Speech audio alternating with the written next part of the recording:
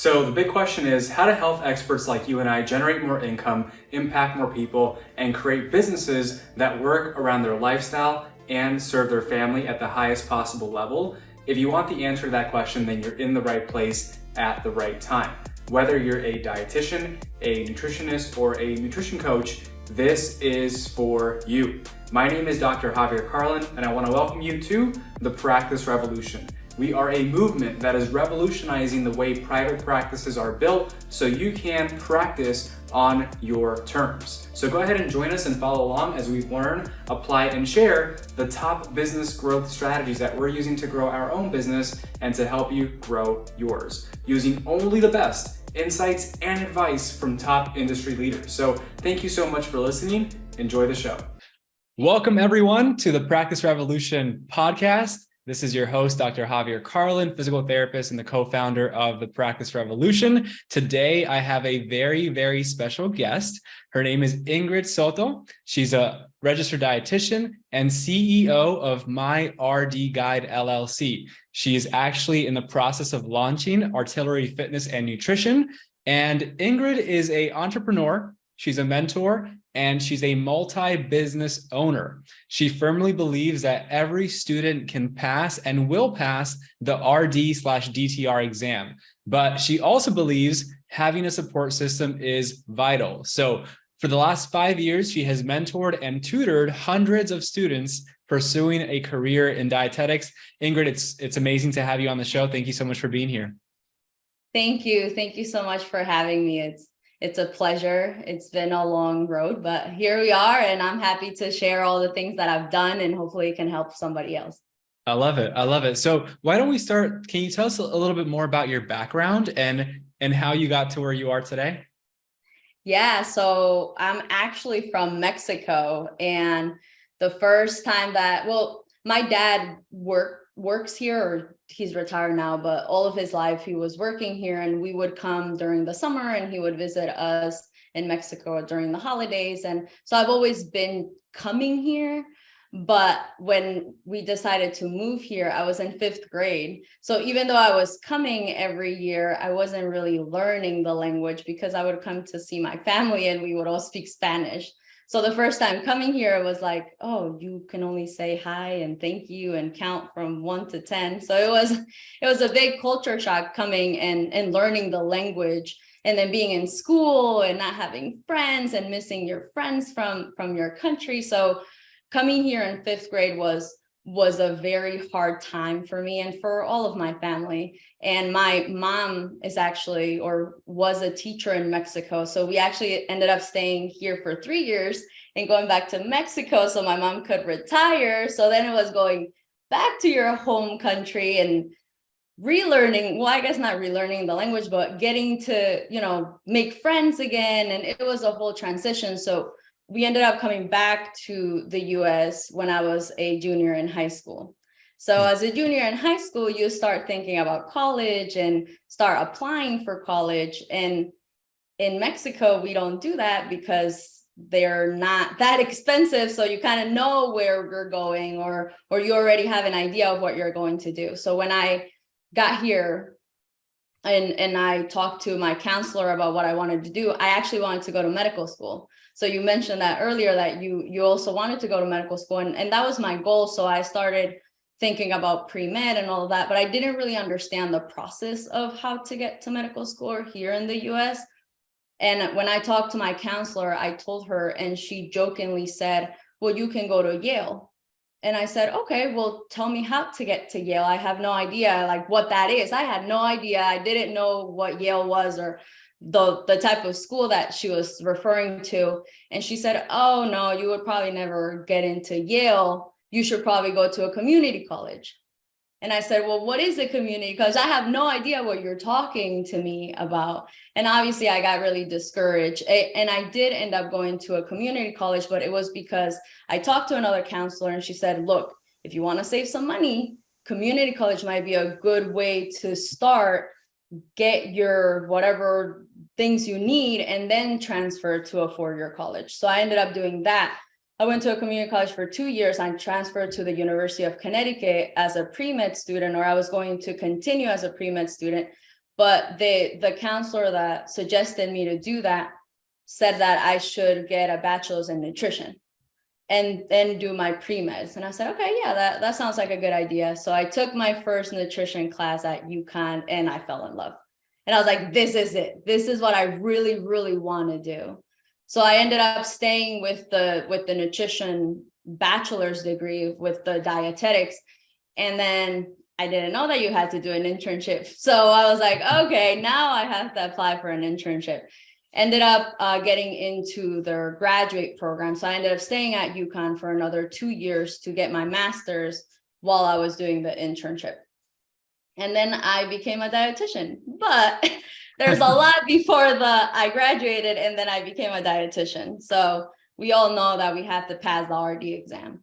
And in school, everybody talks about it. Or back in the day when I was in school, everybody said, the people that I would ask about it, they would say, you'll be fine. You're a good student, just study really hard and you'll be okay. So in my mind, I was like, all right, well, I'm going to be okay. So when I finished my internship and grad classes, I gave myself a month and I said, all right, in this month, I'm going to prepare for the exam. I took the exam and I failed. And I not only failed with like a point off, I failed with a 19. So I don't know if you're that familiar with the RD exam. I'm sure that you kind of are, but you have to get a 25 and the score is from basically 0 to 50. So getting a 19 is really not close to that 25. So then I was like, well, okay, this isn't working. I don't know what to do. I didn't really have guidance. I talked to some people and they recommended some resources, but the resources were really not working for me. I felt like I needed to see things. I needed to do more things than just read and understand. To me, that didn't work. I couldn't make connections. I didn't really understand what I was reading. And I took my exam in 45 days and I failed again, because again, I didn't know how to study. I wasn't studying the way that I should have been studying for myself. So the third time, well, after failing the second time, I said, I'm not doing it. I don't want to be a dietitian anymore. I probably shouldn't be a dietitian because I can't pass this exam that everybody is passing. In my mind, I thought everybody was passing except me. So I took a break. I ended up joining some Facebook groups that were support groups that a lot of people were studying for the exam. And then I realized that in 2017, the exam changed. So every 5 years, the exam gets updated. Well, in 2017 was when I took my exam, and the passing score dropped so much. I think it was like at about an 80 before 2017. And in that year of 2017, it dropped to the low 40s. So it was crazy that I thought that I was the only one not passing the exam, but nationally, it was actually a problem. So the exam, even though obviously nutrition doesn't really change, it's more of how the exam is worded. It's very critical thinking now. It's very case study assessment rather than like, do you know what vitamin A does? Do you know what this is? And obviously the RD exam is not just about nutrition. There's so many other topics that you have to feel comfortable with to pass that exam. So the third time around, I said, well, I'm just creating my own guide for myself that works for me. So I started recording myself saying things. I started doing note cards for things that I felt like I needed note cards for. I started doing charts. I watched a lot of videos. I pulled out all of my books from undergrad to get case studies, to get more of what I needed. And I created my RD guide. Back in the day, it wasn't called my MyRDguide. It was just my guide that I used to pass. So when I passed, I put it on social media and then I started tutoring. I had no idea. And if you would have told me 5 years ago, you're going to be a tutor and that's going to be your business, I wouldn't have believed you. Coming from Mexico, not knowing the language and needing tutoring myself, going through school, I would have never thought that I could be tutoring other people. But I think it's just the connection that I have with all those students that don't know how to start studying or that have taken the exam and haven't passed is what's giving me that ability to be relatable and be able to help other people now pass the exam. Wow. That is so powerful. That's an amazing story. And so I think there's so many things that we can pull from that alone. We can talk for the next 2 hours just about Yeah. that. And so, what is the mindset? Because, obviously you're an entrepreneur, you've been in business now for several years. And I'm sure that mindset that you had and that initial hurdle that you had of like, maybe I'm just not cut out for this. Maybe I'm not meant to be an RD, right? Like Right. how many people would have hit that roadblock and just, potentially quit. And so I think, that having to fail those couple times, like that's something even on the business side that a lot of people will experience. Not if, like they will, most of them. And a lot of people end up quitting like really early on. So what was the mindset that you had, and what kind of like, I think in that point in time, right, when you had failed those couple times, you took a month off, what was it that kind of like got you back into gear to then say, you know what, no, like I gotta do this. I'm not gonna let this stop me. Like, what were you thinking, and how did you act? Yeah, so that's a great question, because I always say you need that support system. Mm, So my support system at that time was my family, but my family didn't understand the exam. So it was a support system, more of like an emotional support system rather than like a here, let me help you study support system. But that's what got me to say, wait, if my family believes in me and I have all these people believing in me, why am I not believing in myself?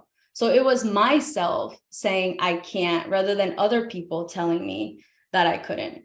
And I remember that second time not passing, I came home and I cried and I said, this is it. I'm not doing it. I'm just going to do something else. And I said, I have a master's, so I might be able to do something with this. And at that time, I was already working as an RD eligible for a school system.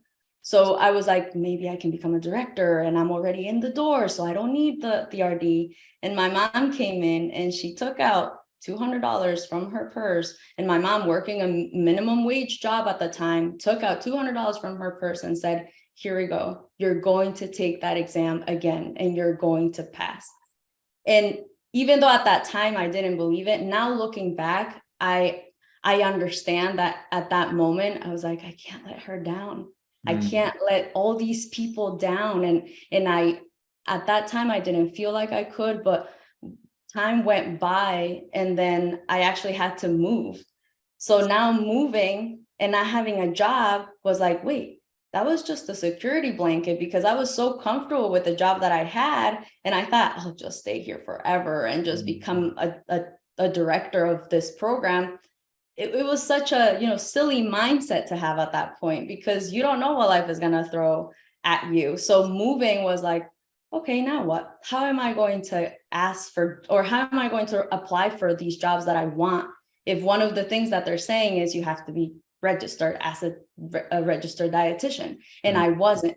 So that's when I was like, okay, let me give this another try. And also having my husband so supportive, he said, you know what, don't look for a job right now. You need to study and focus on studying and passing rather than looking for a job. And that, I know that is not the case for a lot of people, because a lot of people might have to work while also studying for the exam. And that's why when we created the guide, when I say we, because we have a whole team, but when I created the guide, I realized that people didn't have all the time in the world to study. So we broke it down into like, okay, you do two sessions a week, and the session is an hour long. So it's not going to take you 10 hours to go through the material. It's going to take you 5 per week. And then you space it out however you want, for example. So it got to the point where I was like, I need to pass this exam, because I went through so much school and the internship and all the loans that I took out to go to school, to not do like the last part of my career. Wow, yeah. And I think, from what you've said so far, this is a theme I see often too, is we do more for others than we do for ourselves. And you having like your family, your friends, your husband, all these people like, saying, hey, you can do this, we believe in you. And like you mentioned, like you didn't want to let her down. And so I think that's so powerful. Is it's like in itself, having that support system, having people around you that actually care and want you to succeed, it actually does push you to that next level. And I think on the other hand, like a lot of people do use that as either, if they don't have that, as an excuse or a reason why they're not successful. But I also believe that in this day and age, like if you don't have a direct support system around you, there are so many opportunities now, especially in this virtual world that we live in, to put yourself in that support system, to find people like you, to be around people who think like you, to allow you to elevate to that next level. And so I think that's amazing. So now kind of fast forwarding into the business world. Have you had to go through that experience again in some way or form of failing and then deciding, you know what, no, I'm doing this. We got to do this. Yeah. So I just want to touch upon the support system a little bit, please, just before I continue, because you're right. Sometimes people don't have the family support or the friend support. And that's where, like you said, social media is so important. This virtual world, we have a private Facebook group where we have over 3,000 people. Like, that is your support system. If you don't have a family nearby or friends or colleagues, we're right there. Literally go to your phone and go in our program and just go through our private group and just ask questions. I would say just reach out. That's all I say. Just over communicate with me, because I will comment back, or I will reach out, or I'll call you. Sometimes people say things and I'm like, here's my number, call me right now, because we need to talk. And I'm a person too. I understand that sometimes we need that support system. But going to the business aspect, it still happens. You never fail, but I think you never, or you always fail one way or another, but that makes you stronger. Looking back at how I got here, if I hadn't failed my exam, I wouldn't be here. I probably would have taken a job, maybe a clinical job or a community job or a food service job, and I probably would have been comfortably living my life. But because I failed, because I had to go through maybe a little more than other people, I also know that if I put myself into whatever I want to do, it's going to happen. And it's because I said that it's going to happen. And I put it out in the universe that it's going to happen one way or another. I know it's not going to be easy, and I know it's not going to be a straight line, but it's going to happen. So with MyRDguide, it was very organic. I didn't really think of a business plan of how to start it. I wasn't like, okay, this is what I have to do first, and then the bank account, and then the LLC. No, I didn't know anything. But now starting a private practice is like, oh, okay, these are things that I had that need steps that I need to start with this and then move on with that. But I think with MyRDguide helped me start a business that is a great business, and it's given me so much. But it was like, I don't want to say easy, but it was organic. So I didn't have to work extra hard to maybe create content, because I know for sure of what I need to create because I've done it before. With the private practice, it's more of like, okay, what is my ideal client? I didn't have to think of that when I was doing MyRDguide, because I knew what my ideal client was. It was me. So I knew for sure how to do it. And now it's like, okay, let me take a step back, because even though I have a business, it's not the same thing. And now I have to think about, okay, what are things that need to be in place before I actually start that? So also with MyRDguide, it's me by myself. With the private practice, is me and my brothers. So now it's working with other people too, and it's family. So it's like, it's important to put those boundaries. It's important to say, like, this is our business plan, this is our goal, this is our branding, this is what we're doing. So that's where we are right now. Yeah, that's amazing. And I'm just curious, so your family is in that business. Are they also RDs? Are they doing other things in the business? Yeah. So I'm the RD and they're the Okay. personal trainers. Oh, cool. Okay. So that's kind of how Amazing. we're collaborating, because I actually just passed my personal training I saw that. certification too. Congratulations. Yes. And not because I want to be the personal trainer, but it's because I want to understand the mindset of a personal trainer. Yes. And that's why we're collaborating with Artillery Fitness and Nutrition. So I feel like obviously I have the nutrition part, and then they have the fitness part, and then we're basically putting it together and helping people. And I think a lot of people say, well, if you go into health, it's because you want to help people. That's true, but you also have to have a goal of how you're going to help people, or how you're going to actually get the word out there. Yeah, 100%. It's like, as you know, right, all throughout our schooling, we're always taught how to help people with, for me, physical therapy, for you, nutrition, but they never teach you how to find the person to help. And so it's two very different things. And so I think, and obviously, you have your experience with, MyRDguide, and like you said, it was very organic in its nature as you were growing it. I'm sure you, as you were building it, like you probably figured things out as you went. But there was obviously like a strategy, and you're like, okay, like this is what I'm seeing is working. Let me implement it. Let me test it, and all those things. What was, if there are any, what was, I think twofold. What was like the biggest obstacle, biggest challenge that you had growing MyRDguide? And maybe what was the biggest lesson that you've learned so far from that journey? So the biggest challenge, and it's still a little bit challenging right now, is that I need to understand that MyRDguide is a business, and that I am worth what I am charging for the program.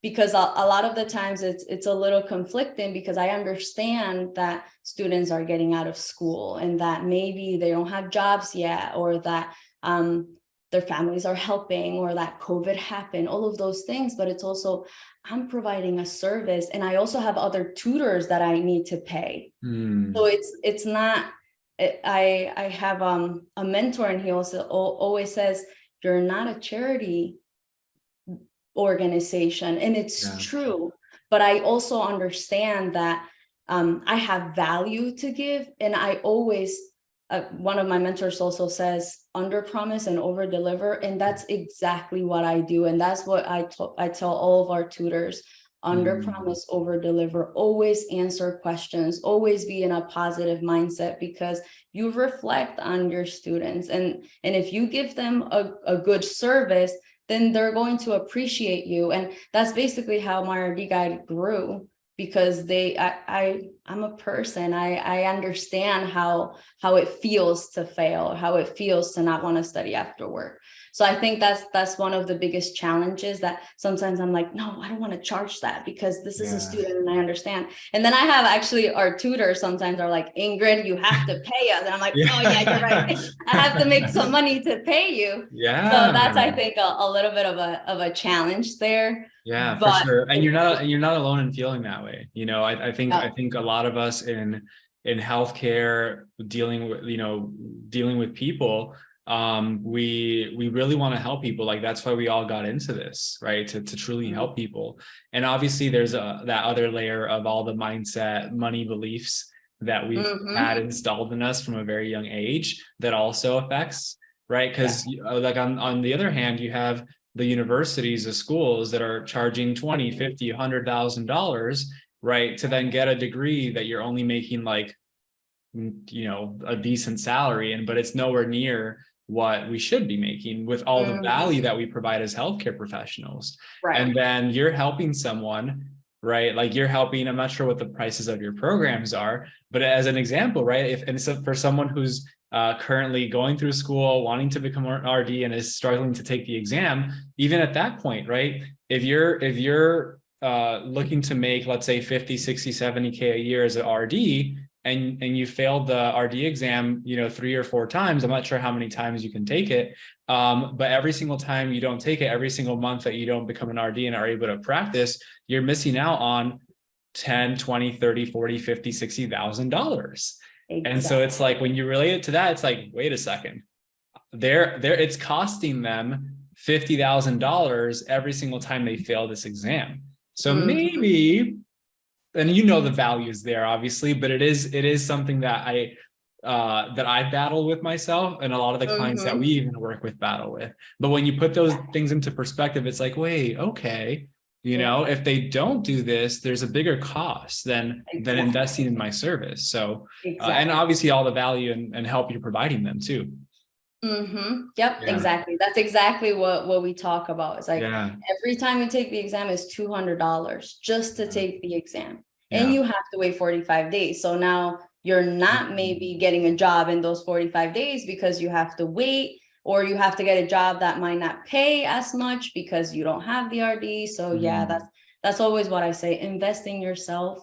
Yes, it's, let's say, expensive for some people, but think of it as an investment. Don't think of it as like cost. And all the knowledge that you get out of it, and the connections.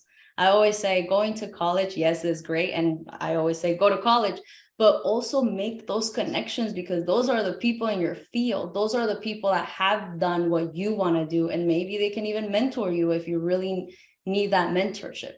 So that's, I think, the biggest lesson too. So that was the like struggle, but the biggest lesson with MyRDguide and just as a professional is learn to balance it. Learn to balance probably like your life and your work. And that I kind of learned, maybe not the easiest way, and I'm still learning that, but I think that's a huge lesson to take on a business. It's not just, oh yeah, I'm opening the LLC, I paid my whatever $100 to open it.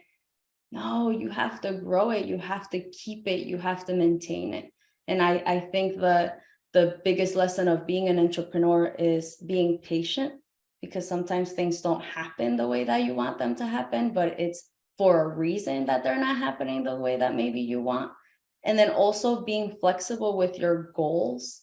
I set goals every single year. On December, the end of December, I'm already writing down, I'm already doing my visual board for next year. And I look back at my goals for this year, and some of them I didn't meet. And I'm like, that was an unrealistic goal. Why did I think that was a good goal back in that time? And I think that's a big lesson, like learn to be flexible. And maybe the goal that you had at that time is not the goal that you have this time. And that's okay. I never thought I was going to open a private practice.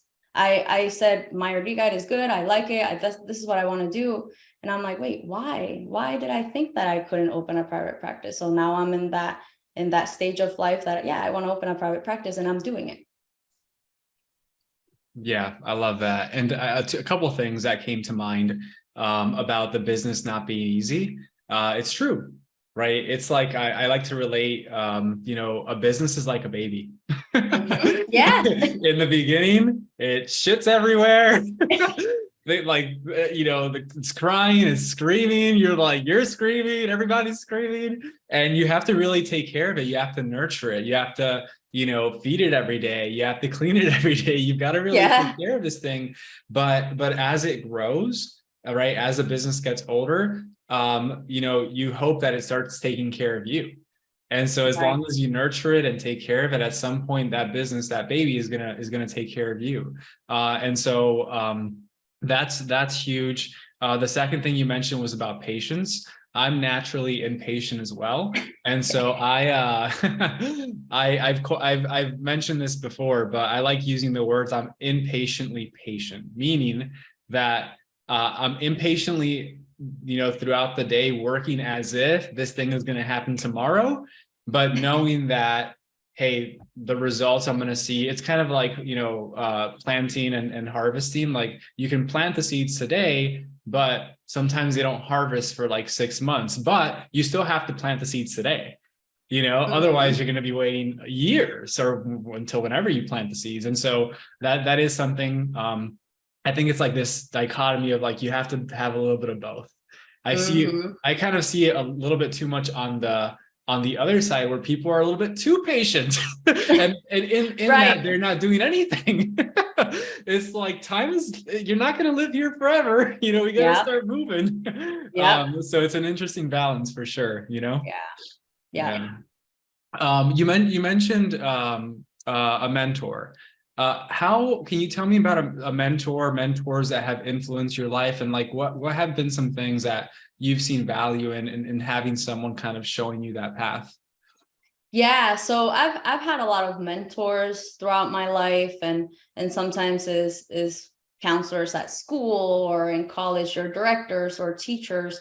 But when I started my RD guide, I had no idea how to start a business. I just knew that where I was unhappy. And then I did a little entrepreneurship brainstorming, because I was working at a school district, and this school district has 35 or 33 schools. And I was the only dietitian for the 33 schools, on top of my job of being a director for 5 of them. So you're working salary. And at that point I was like, wow, I'm making so much money. I'm working salary. But comparing, okay, how many students do I have to tutor to make the amount of money that I'm making as an RD and the director? And I ended up doing the math, and I had to see 3.5 students a day to make the same amount per year to keep working at the school district. And I said, why am I working there if what I look forward to is go home and teach? I wanted to get out of work because I knew I had 3 students that night. And I was so excited because we were talking about research, and research is my favorite, things like that. So I'm like, why am I doing something that I'm not happy? But then what makes me happy is paying. So then I had to do a little evaluation, and I said, I'm just going to focus on what I like. And what I like is teaching. And that's where I said, I'm leaving this job. I'm going to tutor full time, but I didn't know it was going to be a business. I didn't know how to start a business. So then at that time I said, well, I need help. I don't know how to do my taxes. I don't know how to even register it. So then I actually hire somebody.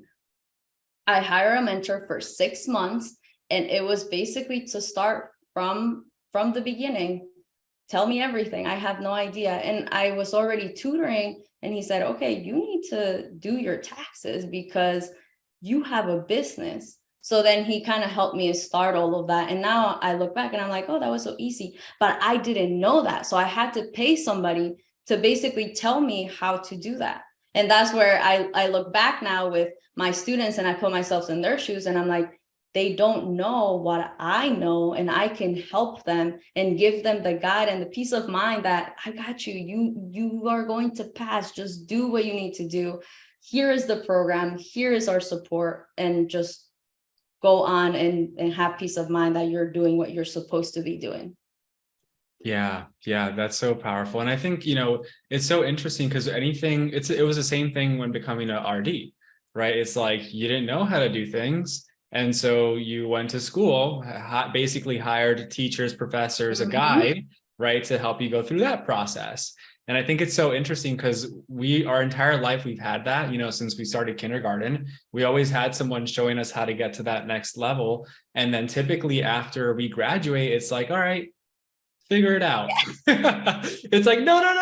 I don't know how to do any of this stuff. Like, and naturally we need help. Like, some people are scared to ask for help, but I think it's just a natural part of the process, especially when you don't know how to do something like, well, so, no, that's amazing. What's like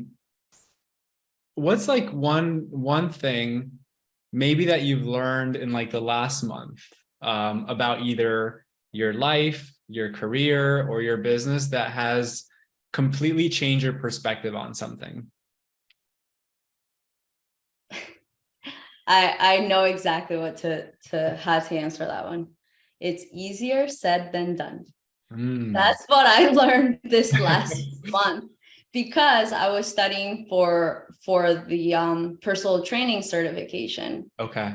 And I purchased the program like 6 months ago. And I was like, I'll schedule it later. I'll schedule it later. And that's the first thing that we tell our students not to do. Schedule your exam right away so that you have a goal, so that you know when you're going to take your exam. So I was busy. I was traveling. I went to Fancy. I went to conferences. So I was like, whenever that's done, I'm going to schedule it. And then it hit me that the 6 months were going to end in November.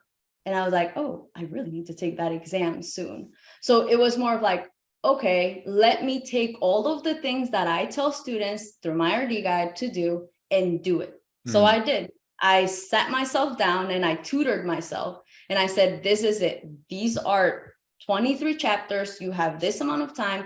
Create a calendar, break it down, use your keywords, and make it happen. So it's easy to tell somebody to do it. It's really hard to do it yourself. And when I was studying for MyRDguide, it was more of like trial and error. Like I didn't have all these skills that I now have and tell you. I kind of created them as I went, or I learned as I went. Now I have the skills. So it was more of like, use your own skills that you tell people to use and get it done. So I got it done. I passed, but I do have to confess that I pushed my exam.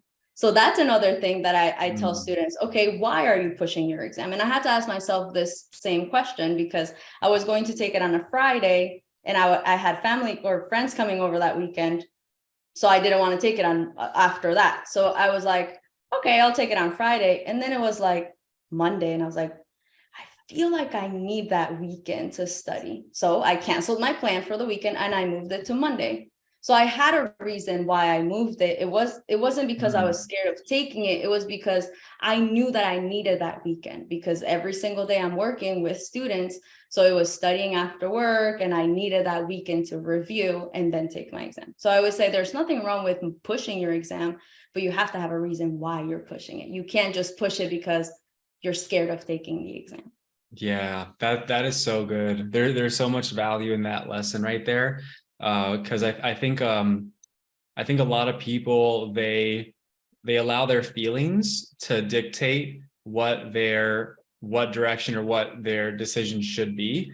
But a lot of the times those feelings are coming from a negative place, like fear, insecurity, anxiety. And naturally, any decision that you make from that state is not a good decision, right? It's coming from a place of like, all those areas that I mentioned. And so I think always questioning like, well, why am I doing this?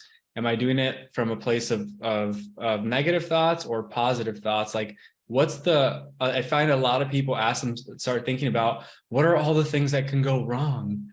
And then it's like, obviously, if you're thinking about all those things, you're not going to want to do it. Yeah. Right. Where if we control our own state and how we feel and start thinking about, well, wait a second, what are all the things that will go right? Right. And thinking with that state of mind, like very different life, very different answers that we get. And so I think it's so important to, like you said, realize that and be aware of it. And it's like, wait a second, like, is this a logical decision? Am I making it because it makes sense based on my current situation? If so, great, let's do it. Or am I making this an emotion, feelings-based decision? Because a lot of the times, I don't know if a lot of people agree with this, but many times I don't feel like doing anything. And so if I left it to my feelings, like we wouldn't be where we're at now. Like we wouldn't be doing a lot because I feel like just laying in bed and being on the couch and watching Netflix all day. Like that's what I feel like doing. Right. and so it's really important, I think, to be aware of that, Mm-hmm. Yeah. Yeah. And that's actually something that we tell our students. I believe in you. But if you don't believe in yourself, even if I feel like you're going to pass, you're probably not going to pass. Yeah. And that's so important to tell them because their knowledge is there, their critical thinking is there. And then it gets the night before the exam. And we had a student that saw something on social media the night before the exam and she freaked out so much that she had a panic attack during the exam and she didn't pass. So that's what we say the night before, don't go on social media, focus on yourself. We even offer breathing exercises. Give us 30 minutes. We will sit down with you and breathe, just breathe with you, just breathe and make sure that you meditate and you will be fine because the knowledge is there. You already went through undergrad, grad school, sometimes your internship. You have the knowledge. It's just being mindful of your mindset, understand where it's coming from. And that's another thing that we tell students: when you study, don't study with anger. Don't say this exam is this exam is that, because you're not going to retain anything. Yeah. Study with harmony. Know that you're the expert in the field, that these are things that you already know, and you're going to go out there and tell people how to incorporate healthy meals in their diet, things like that. Look at it that way rather than like, this exam is asking me for random things that I don't need to know. I get it. Yeah, sometimes I felt like that too, but you can do so much with the credential.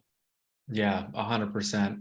I love it. And so what are your plans for life, for business in the next 2 years? Like, what's your vision? What does it look like? That right now, the answer would be getting MyRDguide, just continue with MyRDguide. Sometimes some students are asking me, well, since you're starting private practice, are you going to stop tutoring? No, I would never do that. I love MyRDguide and I love where it is. And also right now we're creating systems, we're creating ways for you to get the material without me having to send it to you, things like that, that I kind of feel unneeded because I don't get that many emails anymore. And I'm like, wait, why are people not emailing me? Well, it's because we have the website and people are just going through the website. So that's good. So I see MyRDguide growing and being what it is. And then obviously starting private practice. That's the goal for next year, is to launch it, to start taking clients, to start helping people in a different way. Right now I'm helping people and I love helping the people that I'm helping, which are the RDs and DTR students, to go ahead and have their career. But I also know that I have a bigger purpose, and that's to help more people and to practice as an RD. Because yes, I'm practicing because I'm teaching all of this and the knowledge is there, but now I need to put it into practice and have the private practice. And what better than to have personal trainers that are going to help me with this? So I'm happy because I know that is going to be great. Yes, for sure. So I think I know the answer, but I wanted to ask you, so as someone who's been in business, are you planning on going into this new business and are you planning on actually treating the clients that you work with, like working with them? Or are you considering bringing someone on right off the bat to just focus on the business side of things? Have you considered that? Bringing somebody to focus on the business for artillery? No, so basically like bringing on another RD to actually work with your clients versus you doing it and you just running the business, since you do have that business experience. Yeah, so that's actually a really, really good and tricky question, because I want to see clients, and our artillery fitness and nutrition is going to be virtually. It's going to be all virtually. Cool. But I definitely want to start seeing patients because I want to see them. I want to be the RD, but I can already see, and it happened with MyRDguide, that I couldn't do it all by myself. There is no way that I can run 2 businesses and be a tutor and be a dietitian. So that's like 4 different hats all in one day. I can't do that. So I do foresee hiring dietitians to help me with private practice, but at first I'm going to do it. I want to take bids. I want to do it because I enjoy talking to people. So I definitely want to do that, but I definitely foresee hiring more dietitians and even more personal trainers, so that my brothers are also focusing more on the business aspect. But for right now, it's going to definitely be us. Yeah, I love that. And so with that in mind, because there are some people listening, right, that maybe considering or thinking about bringing someone on to help them. When did you, with your RDguide business, when did you figure out, you know what, I think I need some help. I think I need to bring on a team member. Was there like a specific revenue number? Was it a feeling? What was it for you? What was that like indicator? Yeah, so that's a great question. So when I started my RD guide, I was obviously tutoring only in English. And as time went by, I was reached out by a student from Puerto Rico, and she said, "Hey, do you speak Spanish?" And I said, "Yeah, I do speak Spanish." And she said, "Can you tutor me in Spanish?" And I said, "I've never tutored nutrition in Spanish, but yes, I can tutor you in Spanish." And at that time too, I had a student, Angela, which had passed her exam. And we joke around now because I say that I could never get rid of her. So she passed her exam and she was like, "Can I still join your group?" I'm like, "Yeah, I don't mind. I'll have you there just joining." And she would help me out with like handouts and things like that.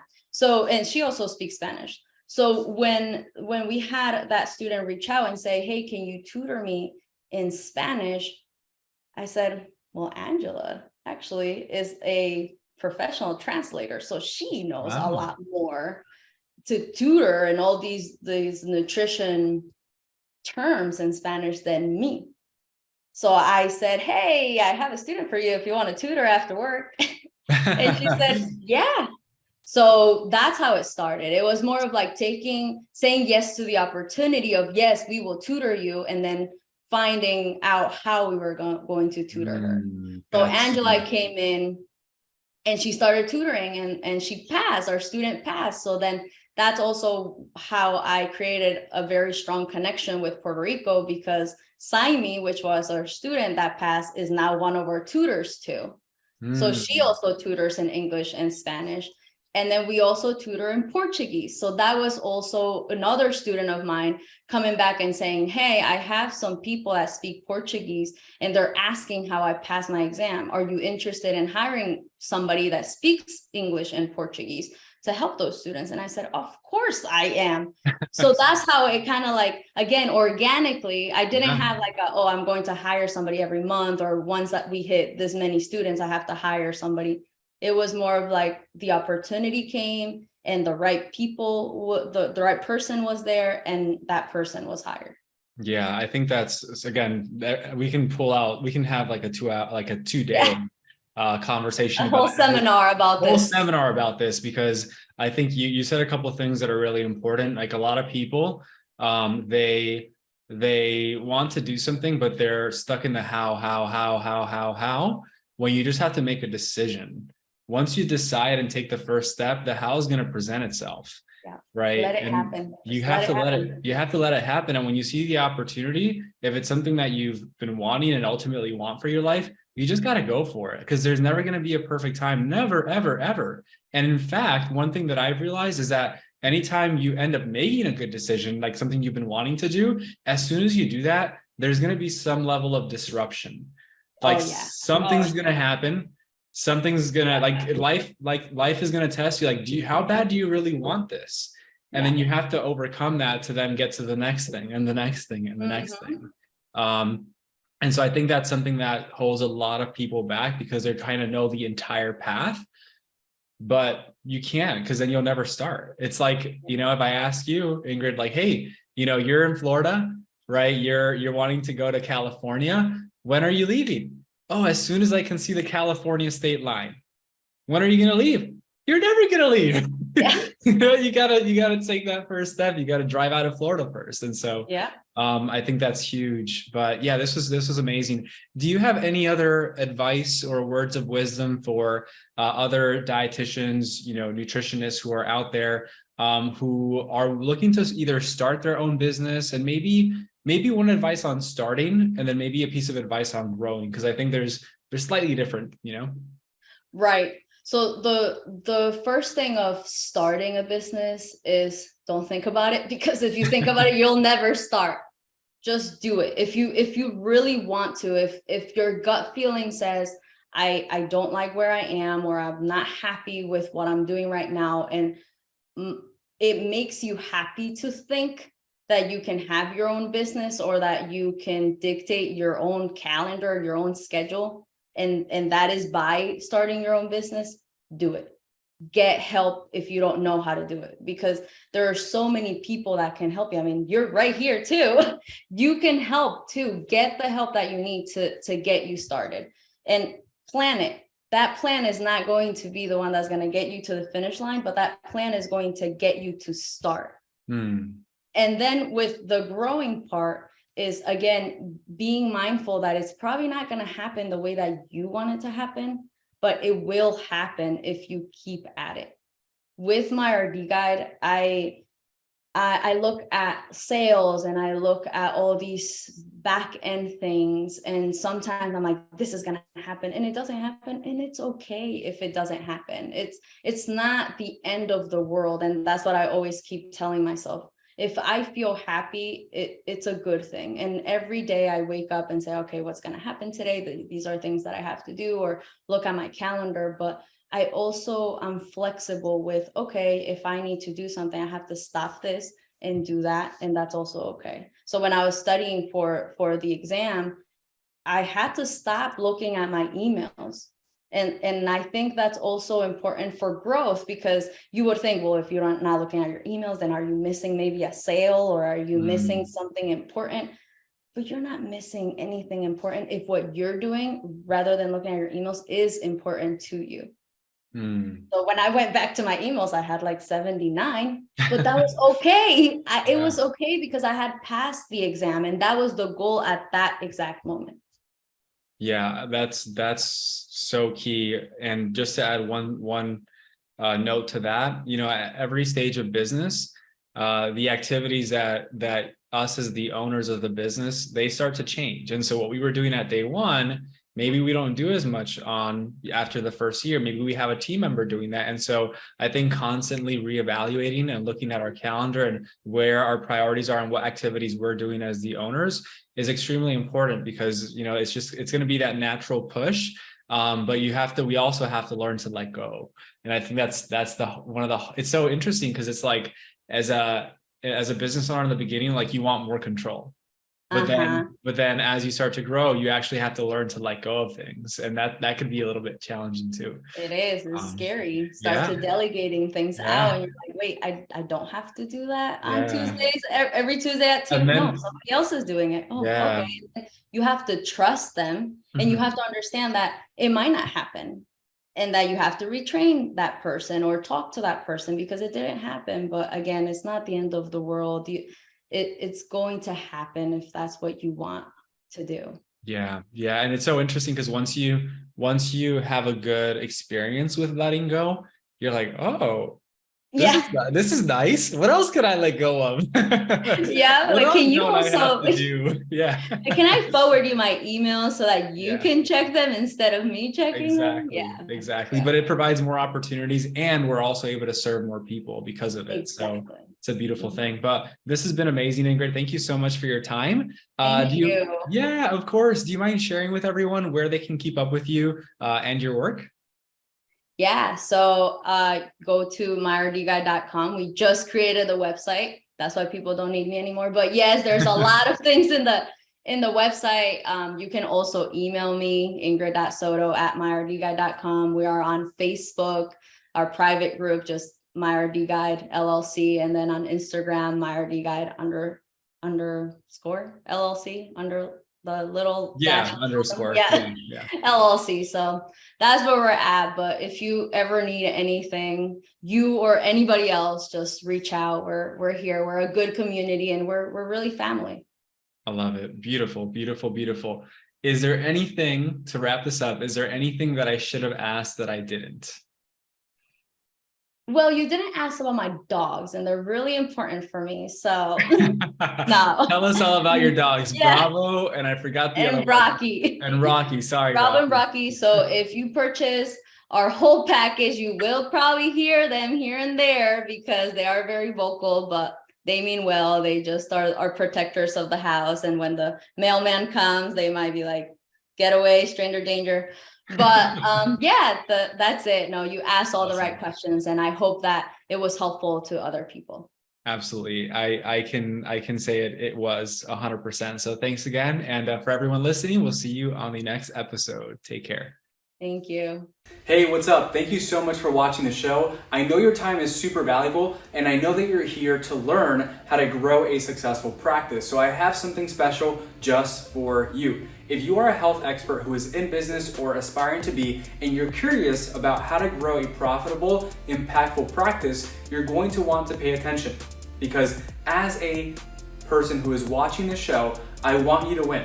So I've created a bundle of resources exclusively for those who are watching the Practice Revolution. So if you are tired of trying to figure out this game of business, marketing, and sales all on your own, and you're ready to implement what's already proven to work rather than reinventing the wheel, you're going to want to send us a private message on Instagram at The Practice Revolution.